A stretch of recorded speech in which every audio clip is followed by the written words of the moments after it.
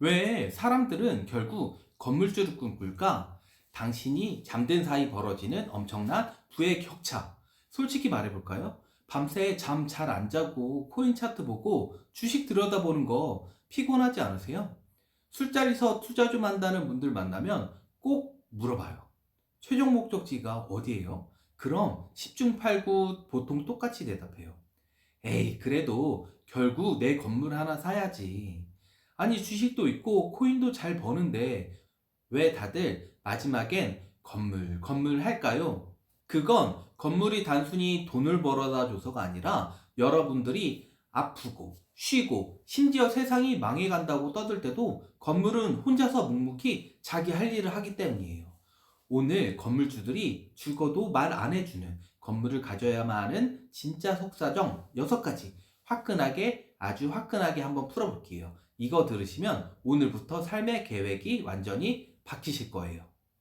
월급의 가장 무서운 단점 뭔지 아세요? 나랑 운명 공동체라는 거예요. 내가 아프면 월급도 응급실 가고 내가 회사 때려치우면 월급은 그날로 사망 선고예요. 심지어 마음이 아파서 일하기 싫어지면 월급부터 가벼워지죠.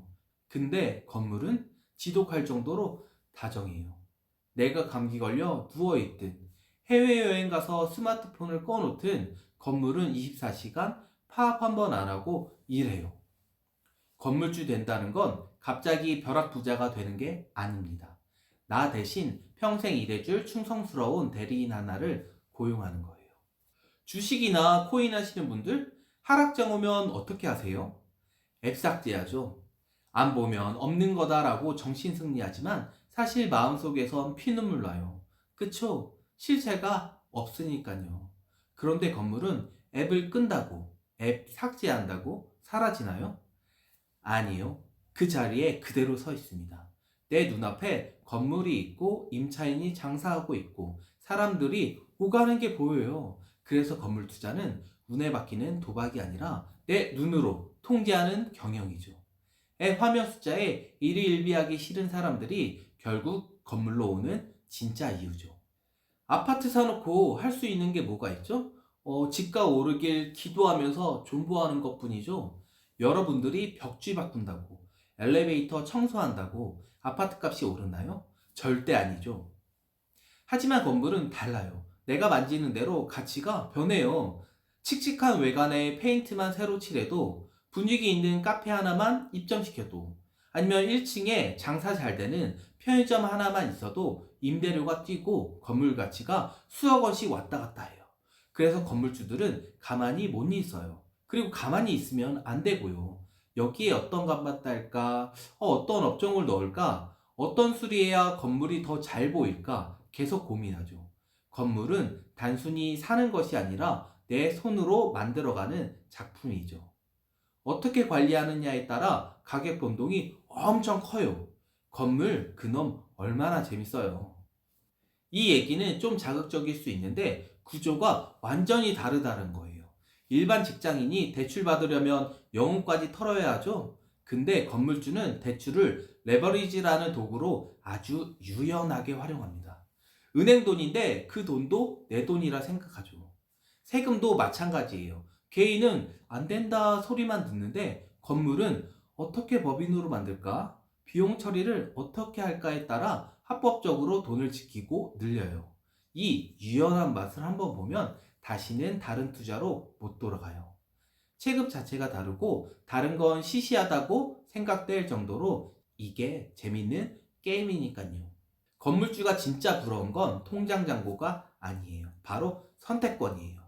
내일 회사 가기 싫은데? 라는 생각이 들 때 일반인은 알람을 맞추지만 건물주는 통장을 봅니다.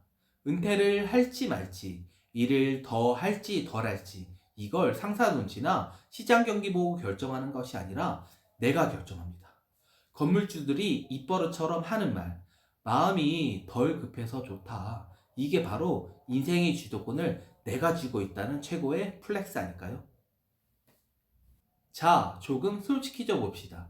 사람들은 왜 비싼 차를 타려 하고 명품 시계를 자랑할까요?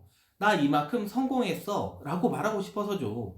근데 차나 시계는 시간이 지나면 낡아요. 그리고 요즘 그런 걸로 자랑한다고 안 부러워하죠. 다들 그냥 허세라고 생각하여 진짜 부자는 그런 걸로 자랑 안 합니다. 하지만 나 5층짜리 건물 하나 저기 있어. 저거 내 건물이야. 이번에 1층에 메가커피 들어왔어. 라는 말은 차원이 다른 증명이에요. 나 정말 치열하게 살았고 그 결과로 이 자산을 일궈냈다는 훈장 같은 거죠. 허세가 아니거든요. 사업을 하든 은퇴를 했든 이 말 한마디면 주변의 시선이 달라집니다. 이건 허세가 아니라 내 인생에 대한 자신감이자 뒷배가 생기는 거예요.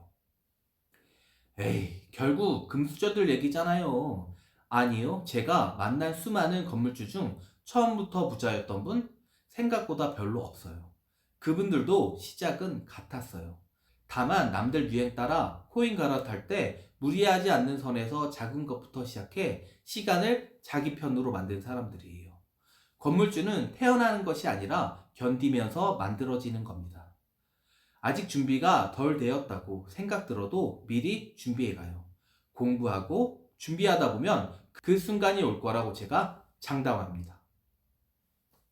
건물주가 된다는 건 인생 한 방을 노린 것이 아니라 돈, 시간, 그리고 내 인생의 선택권을 하나씩 사 모으는 과정이에요. 오늘 영상 보니까 왜 다들 건물주 하는지 확 와닿죠? 그런데 건물주가 되면 정말 꽃길만 걸을까요? 세입자가 속썩이고 공실나서 피눈물 흘리는 건물주들은 없을까요? 당연히 있죠. 세상에 공짜 점심은 없어요. 다음 영상에서는 건물주 되면 겪게 될 지옥 같은 현실에 대해서도 아주 적나라하게 파헤쳐 드릴게요. 구독, 좋아요 누르고 꼭 기다려주세요. 건물이나 토지에 대해 진짜 궁금한 게 있다면 아래로 편하게 연락 주시고요. 오늘도 정문 복덕방입니다.